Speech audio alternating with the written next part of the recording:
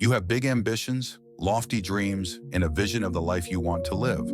But there's a catch. You tend to procrastinate. You know exactly what needs to be done, yet you avoid doing it. This creates a sense of guilt because deep down, you're aware of your potential. Over time, this guilt builds up. Days turn into weeks, weeks into months, until you start to accept things as they are. Then the new year arrives, and with it, the same unresolved goals. You begin the year strong, driven by motivation and a touch of optimism, but soon enough, procrastination sneaks back in, much like an uninvited guest. It becomes a routine, a daily cycle of avoiding tasks, and eventually you start seeing yourself as inherently lazy. So how do we escape this cycle and put an end to procrastination? While countless videos online offer advice, most only target surface-level issues, such as deleting social media or eliminating distractions. While helpful in the short term, they don't tackle the root cause. The true issue behind procrastination can be summarized in one word: inertia. In physics, inertia is the tendency of an object at rest to stay at rest and an object in motion to stay in motion unless acted upon by an external force.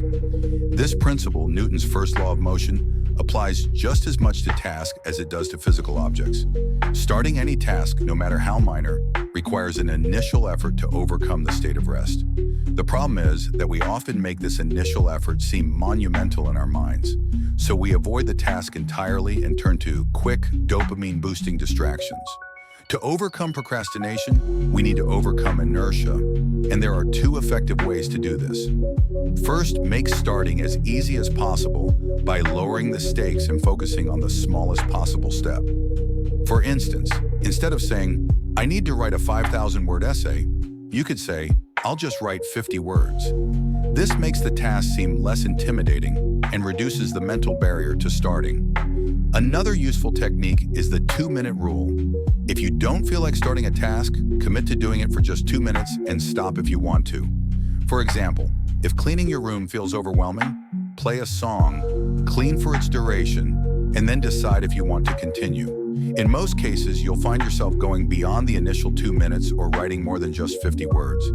This happens because once you're in motion, it's easier to keep going. Momentum takes over, and tasks feel less daunting.